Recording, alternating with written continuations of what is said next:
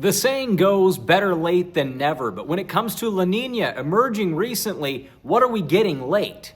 Take a look at this analysis from earlier in January. And while the coast of the Americas, where the weather is felt, is seen on the right of your screen, the story begins in the middle, where colder than normal sea surface temperatures indicate the arrival of a La Niña season and the patterns that it brings.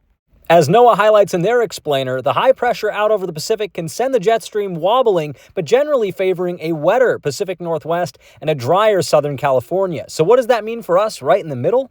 Unfortunately, the answers aren't so clear. Here's a look at the top 10 coldest, wettest, warmest, and driest Januaries through Marches in Reading history in ranked order, color-coded by their El Niño, La Niña, or neutral status. There isn't much of a pattern when it comes to the warmest and driest years and what phase we're in there, so we'll break those off the board. The coldest winters have admittedly been a bit of a coin toss, with the 3 coldest years all being El Niño, but 5 of the remaining 7 being La Niña years. And if you were hoping for a wet rest of winter, the strongest signal on the board doesn't look too positive. 80% of the wettest years happened under El Niño conditions.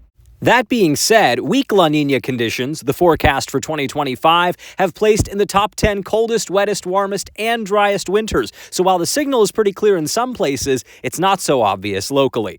And of course, it's worth noting that these normal effects may not be seen to the same extent this year because we usually see La Niña peak in the November, December, January phase rather than later into the second half of winter.